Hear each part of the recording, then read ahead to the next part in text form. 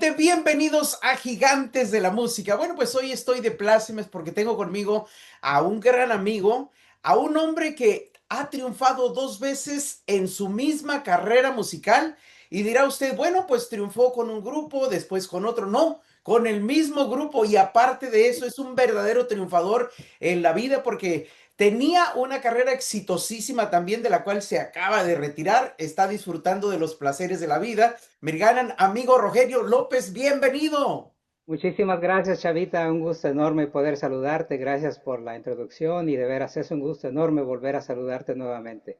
Gracias, gracias. Pues cómo no presentarte de esa manera, presumo que te conozco a ti y al Sonido del Amor, el grupazo Anhelo, pues prácticamente desde los inicios, porque nos tocó la fortuna y suerte de llegar a la hermosa ciudad de Oxnard, California, cuando ustedes empezaban a querer levantar su vuelo.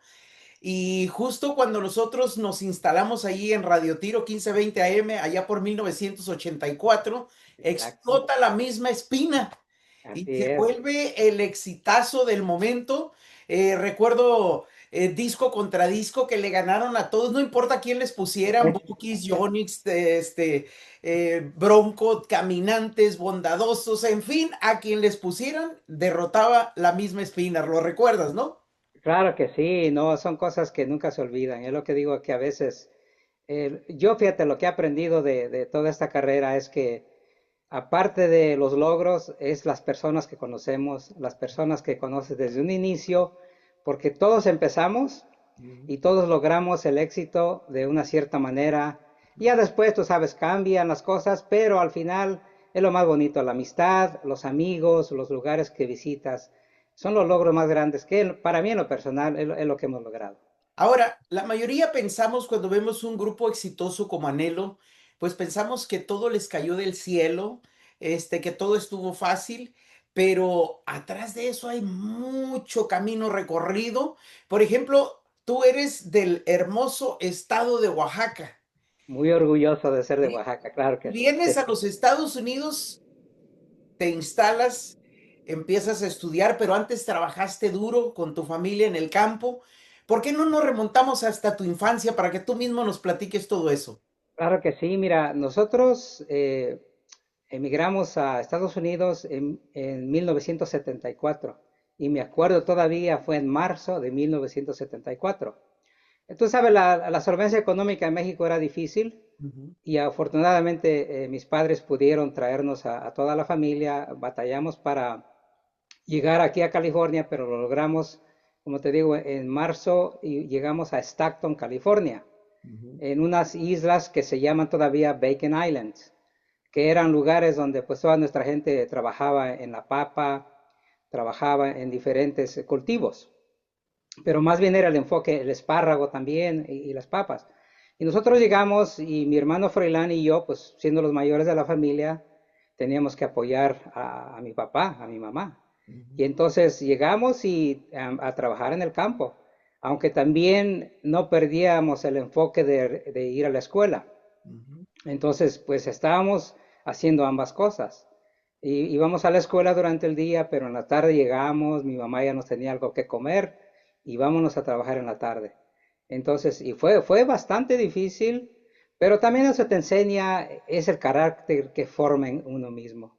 Ujú. El poder trabajar duro desde chamaco. Digo, yo tenía 14 años cuando yo me vine de México. Justo te iba a preguntar eso. ¿Qué recuerdas de Oaxaca?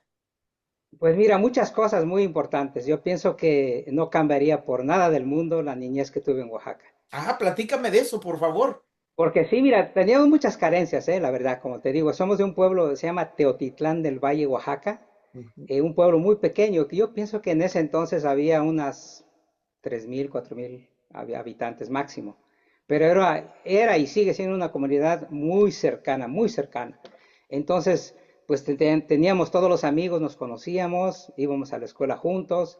Y te digo, carencias económicas más la teníamos como todas las familias que vivíamos ahí, pero Ujú. vivíamos muy felices. Y digo porque, mira, llovía y salíamos a los charcos con todos los amigos, a jugar las ruedas, a jugar y todos los padres ahí, entren chamacos, entren. Pero mira, ahí vamos la bola de chamacos a divertirnos. Digo, era una manera muy sana, Ujú. muy tranquila, Y no teníamos electricidad, ¿eh? Hasta eso, que no teníamos electricidad. Y me acuerdo porque a las 6 de la tarde sonaba la campana de la iglesia. Y donde estuvieras era la señal para ya irte a casa. Porque luego nos metía en temor, que ahí vienen los duendes. Entonces, y es lo que hacíamos, a las 6 de la tarde vámonos todos a casa a tomar un cafecito de olla, Ah, esperar que se oscureciera y a dormir y hasta el otro día otra vez. Pero y era, como te digo, es algo que no cambiaría por nada del mundo. Y ese era nuestro mundo, fíjate, ese pequeño pedazo de tierra que teníamos era nuestro mundo. Y lo disfrutamos al máximo con todos los amigos. Fíjate que todavía hoy tenemos afortunadamente varios amigos.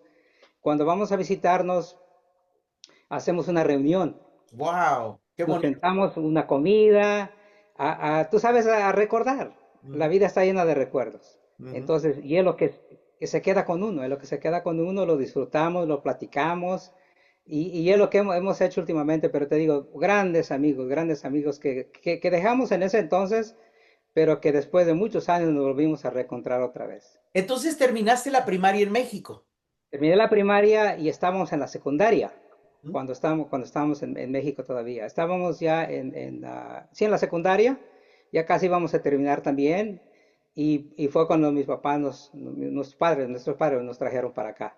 Ahora, ¿cómo se los trajeron, legal o ilegalmente? No fue legalmente, por eso sí duramos un poco tiempo te digo que la familia, a veces hay muchas cosas que determinan lo que uno somos y la familia es parte esencial de todo.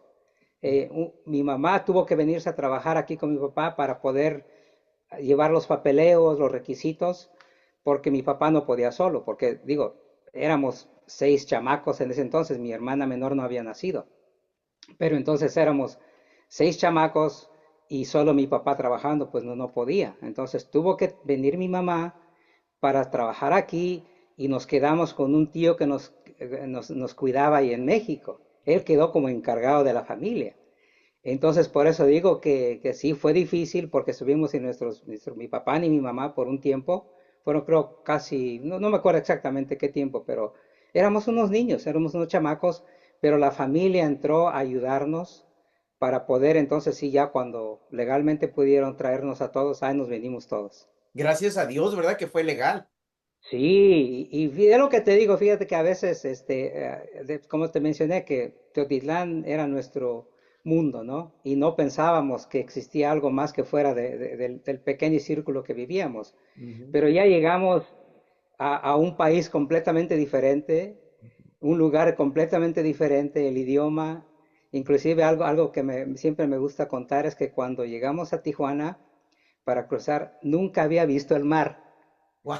hasta los 14 años. Y yo Oye, decía, teniendo tan hermoso mar tan cerca.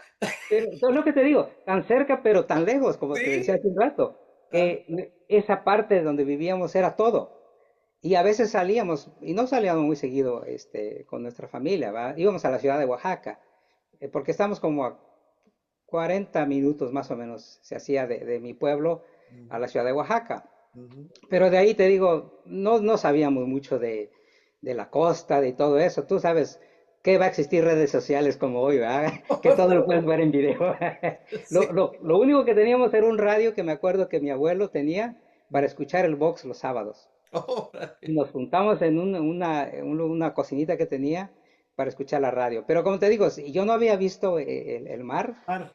hasta que cruzamos aquí y el ver un barco, imagínate, todos estamos con la boca abierta, ¿ves? Porque no lo habíamos experimentado. ¿Cómo es posible que tanta agua exista así? Y luego mira un barco allá a lo lejos. Para Ujú. otras personas que crecen en ese ambiente es normal, ¿Es es normal? normal. Pero para nosotros no. Es lo que te digo, porque vivimos en Oaxaca, vivimos en una zona montañosa, vivimos en el valle. Ujú, Entonces, por eso, sí, el mar no estaba muy lejos, pero de donde vivíamos, sí. ujú, Todavía se hacían unas 8 horas para poder llegar a la playa. Y ujú. nunca fuimos, nunca fuimos. Fíjate, yo en cambio cuando entré lo que me llamó la atención fue sus grandes carreteras. Sí, Porque yo al igual que tú, también en el pueblito donde yo vivía, en ese tiempo ni carretera había. Todo era pues terracería. terracería. Y entonces entramos y veo los freeways y yo decía, wow, qué. carreterotas, ¿no? Y luego veo las residencias en los cerros. No, Sí, pues ya impresionado de lo que estaba viendo. Pues fue sacarme de un mundo a otro en cuestión de días. Y sí, también estaba impresionado, esa es la palabra, impresionado. sí. Sí. Ahora pues ya vamos de regreso a México y encuentras unas carreteras tan buenas como las de No, aquí. no, digo, lo bueno, fíjate que con todo ha venido también los pueblos mejorando. Ahora vamos y digo, ya hay construcciones como nunca las veías antes, pero uno añora, fíjate, ver Sí. su pueblo como antes, porque no iba, duré mucho tiempo en no ir, hasta hace 3 años fue que regresé otra vez. Fuimos en el 2012, pero hasta hace 3 años que regresé. Y estaba yo buscando una casita de adobe, Mm, porque era como donde vivíamos, ujú, y un corral de piedras. ujú. Digo, ahorita ya todas las casas ya son de ladrillo, etcétera. Pero yo quería ver algo que me recordara mi niñez, lo que yo viví. Entonces buscamos y sí encontramos una casita que estaba todavía con su corral de piedras. Digo, le digo, esto ojalá que no lo vayan a quitar. Ojalá, ojalá. Sí, Oye, entonces llegan a la ciudad de Stockton, ¿me dijiste? sí, exacto, sí. Stockton y se ubican, empiezan a trabajar. ¿Y qué pasa de ahí? ¿Qué sigue? Pues mira, estábamos, algo curioso que pasó con mi hermano Freeland y yo, porque ya veníamos de México, ya pues digo, ya éramos unos jovenzuelos ya, ¿no? Y la verdad no nos adaptábamos al estilo de vida de aquí. Wow. Y empezamos a ir a la escuela, y es que también había una escuela cercana, pero la escuela nada más tenía, creo, hasta sexto grado. Ujú. Pero como no entendíamos el idioma, nos pusieron con puros niños pequeñitos. Mm. Y ahí veíamos nada más pura televisión. Entonces, y estábamos, Frilán y yo digo, pues, ¿qué hacemos aquí con puros niños? Y después dijimos, no, ¿sabes qué? No nos acostumbramos. Vamos a regresarnos mejor a nuestra tierra. Wow.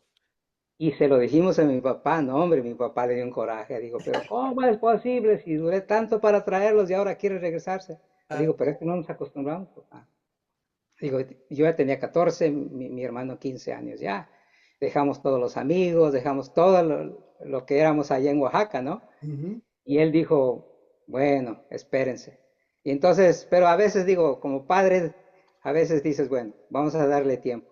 Y ujú. entonces dijo, bueno, ya que empiece, porque nos vinimos en marzo, dijeron, para el año escolar que empiece otra vez, se regresan a Oaxaca. Lo convencimos. Pero para entonces, cuando ya empezó la escuela de verano, ya nos tocó ir a una escuela donde había jóvenes de nuestra edad. Y Ujú. yo pienso que mi papá lo sabía. Por eso digo, espérense, espérense Espérense. mejor. Y ya empezamos, Freeland y yo, y fuimos a la escuela de verano. Pues ahí conocimos amigas, conocimos amigos, conocimos, tú sabes, personas de nuestra edad, ¿no? Y empezamos a convivir. Y ya entonces, cuando ya que iba a empezar el año escolar, me dice mi papá, dice, ok, dijo, ¿están listos para regresarse? Dijimos, no, ya no, ya no. Entonces nos quedamos y fue la mejor decisión que tomamos, fíjate. ¿Qué siguió de ahí después de que se quedaron? Pues ya que nos quedamos, empezamos a ir a la escuela y empezamos el gusanito de la música, Ujú, porque había una estudiantina en la high school. Ya empezamos entonces, sí, ya empezamos la high school. ujú, Entonces había una estudiantina y empezó Claudio, que es mi primo que vivía con nosotros, Froilán y yo, entramos a la estudiantina ujú. y le echamos un montón de ganas porque a los tres estábamos tocando guitarras. Entonces, creo fue el primer año. El segundo año, tanto fue lo bonito que sonaba toda la estudiantina, porque era un grupo bastante grande, que nos invitaron a tocar a Disneylandia, Wow. de Stockton. ¿Y habías Nos estado invitaron. en Disneylandia o no habías estado en No, Disneylandia? nunca había estado, nunca había estado. ¡Qué Entonces, bárbaro! estábamos todos emocionados de poder viajar. Y me acuerdo porque, digo, en ese entonces también la escuela no tenía los recursos. No, viajamos en uno de esos autobuses amarillos.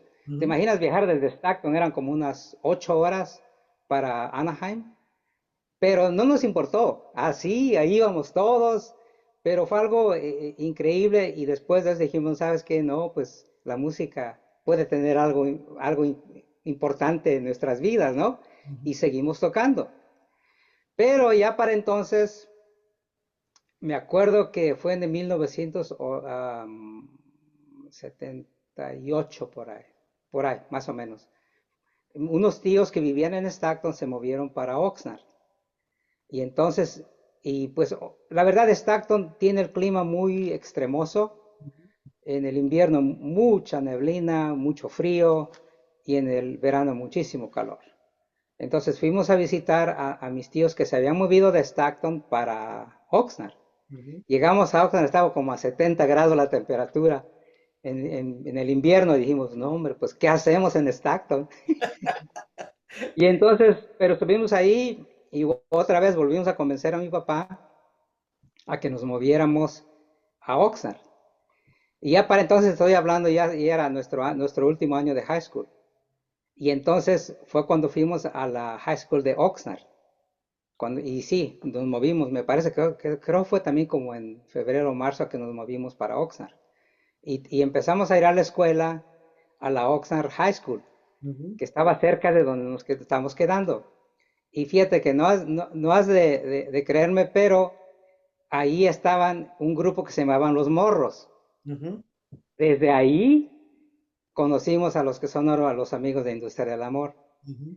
Ya eran músicos de ese entonces y nosotros tratando de querer ser músicos también. Y entonces ya nos movimos a Oxnard. Por eso es que radicamos en Oxnard, porque mi papá se movió, encontró trabajo y nosotros empezamos también de ir a la escuela a Oxnard. Pero después tuvimos que cambiarnos de casa porque vivíamos con mis abuelos. Ujú. Estaba muy pequeño el lugar que llegamos. Y nos movimos para el sur de Oxnard. Y ahí terminamos la escuela en la High School de Hueneme. Oh. Ahí fue donde Claudio, Froilán y yo, ahí estuvimos en la high school. Y ya fue lo que fue lo de la high school. Y después ya no pudimos seguir estudiando. Teníamos que trabajar. Le entramos a piscar la fresa, que era lo que Oxnard Ujú. tenía. Yo me acuerdo los ranchos donde fuimos a pescar fresa. Y digo, pues he sido un poco malito para el trabajo físico porque el mayordomo nos decía, apúrense muchachos, hombre, porque éramos en la colita ahí todos, ¿ves? Digo, pero ¿cómo? Si ya nos quitaron toda la fresa de los lados. Ajá. Y luego a veces estaba más de broma, ¿verdad? Y ¿sabe qué? Nos ponía a dos muchachas a sacarnos del surco para poder salir y estar con los demás. Ajá. Pero es lo que hicimos, fíjate, es lo que hicimos hasta que después, y te digo, termina la temporada de la fresa y lo que uno hace, ir a buscar desempleo para poder agarrar otro trabajo más adelante. Ujú. Y ahí conocimos a una persona que nos vio a mi hermano, a mí. Siempre mi hermano Fräulein, siempre habíamos estado juntos los dos. Ujú. Nos ve y nos dice, muchachos, ¿qué hacen ustedes aquí? Le digo, no, pues venimos a pedir lo que nos corresponde. Dijo, ¿y piensan hacer eso toda su vida? Le digo, pues quién sabe. ¿Saben qué dijo? Acaba de abrir el gobierno de California un programa que se llama CET, Ujú. Center for Employment Training. Y dice, ustedes son las personas que deberían de aprovechar ese programa. Digo, pero no sabemos de qué sea. Ujú. Y dice, no, yo los voy a llevar. Y lo que te digo que a veces hay personas claves en la vida de uno que cambian el curso de todo lo que uno es. Y si esa persona nos hubiera visto, hubiera dicho, ah, que se queden ahí. ¿Quién sabe qué hubiera pasado? Ujú. Pero él dijo, él tuvo la iniciativa de decirnos, ¿sabes qué? No, ustedes pueden ser algo más. Y él nos llevó y nos registró para entrar a las clases. Y dijo, les van a dar, dice, a pagar lo mínimo, pero se van a preparar. Y duramos como unos 8 o 9 meses en entrenamiento y ya ellos nos ayudaron a encontrar trabajo. A Froilán en ensamble electrónica. Ujú. Y yo más bien me interesó más lo que es la tecnología eh, electrónica, pero más tecnología. Ujú. Y por eso nos metieron a trabajar. Mi hermano empezó a trabajar en Newbury Park Ujú. y yo en Thousand Oak. Entonces, en ese entonces era la compañía Burroughs que se convirtió en Memorex, donde hacían los cassettes, donde hacían, y yo empecé a trabajar ahí cuando estaban tratando de diseñar los CDs. Wow. No existían todavía. Ujú. Entonces, pero yo entré a esa fábrica. Entonces, y ya fue cuando empezamos a interesarnos en en lo que es la electrónica, ¿no? Que fue lo que decíamos. Pero también para ese entonces ya seguíamos con el gusanito de la de música. seguir de la música y hacíamos ambas cosas. Y tocábamos, tú sabes, lo tradicional, bodas, quinceañeras, bautizos, lo que sea ahí, tú sabes. Y ¿Quién era parte del grupo en ese entonces? mira, este, y era Froilán en el bajo, Claudio en los teclados, y estaba Fausto, mi cuñado, en el saxofón, Ujú, y Hugo, que era un chamaco todavía, ujú. en la batería. Él no quería tocar, digo, pero ahora digo, ahora tú lo vas a hacer. Y ahí está. Pero después le gustó y dijo, no, no, está bien. Pues Hugo ya era, digo, éramos un grupo bastante jóvenes, jóvenes todavía. Entonces, pero con la entrada de Fausto en el saxofón, este, le damos un poco un sonido más del sur por las cumbias. Ujú, ujú. Y por eso teníamos bastante trabajo en las bodas, en las quinceañeras, porque era otro ambiente, ¿ves? No, no lo tradicional y copiábamos más música en ese entonces de Socios del Ritmo, de Chicoche, de ese tipo de Los Gatos Negros, el ambiente del sur, ¿no? Y es lo que traíamos en nuestro repertorio y la verdad que, que nos iba bien, Y nos iba dijo, bien. ajá, perdón que te interrumpa, y dijo Claudio, y de voz, y de vocalista traíamos un vato bien chulo. Sí, no, fíjate que ahí lo conocimos en la high school de Bueneme. Ajá. Porque un día hubo un baile para allá y dije, pues vámonos, vamos a escuchar a quién está tocando ahí. Y estaba tocando, Chava estaba cantando con el grupo, no me acuerdo la verdad ahorita el nombre del grupo que estaba tocando ese entonces. Digo, oye, canta bien ese chavo. Y entonces digo, porque digo, Claudio y yo le hacíamos al cuento ahí, ¿verdad? Pero más bien era más instrumental, qué sé yo. Pero entonces hablamos con Chava y fue como Chava fue parte del grupo, éramos grupo Nostalgia en ese entonces. Oh. Entonces, y ya él por buen tiempo, y Chava aprendió digo, a tocar la guitarra con nosotros ahí. Por eso digo, son gratos recuerdos que a veces platicamos, hemos platicado con él. Digo, oye, ¿te acuerdas cuando éramos chavillos por ahí? Sí. Qué Íbamos a tocar increíble? ¿Quién iba a decir que de toda esta mezcolanza salían dos agrupaciones tan exitosas, ¿no? Industria del Amor y ustedes, el grupo Anhelo, ¿no? Y no, por lo que te digo que es increíble a veces las cosas, cómo se van sucediendo. Y yo me siento muy afortunado y agradecido con Dios por todo las bendiciones que hemos recibido, por los logros que hemos hecho. Se ha batallado bastante, pero también con el esfuerzo de todos se ha logrado, ¿ves? Ahora, ya nos dijiste el inicio de ustedes como grupo, pero ¿cuándo llega Anhelo? Pues mira, después Chava ya tenía otras ideas, digo, ¿sabes qué? Dijo, yo pienso que quiero movilizarme un poquito más, quiero hacer más cosas y dejó el grupo. Ujú. Y entonces agarramos otro muchacho que cantaba, no me acuerdo ahorita el nombre del grupo. Tratamos de agarrar varios vocalistas, ¿verdad?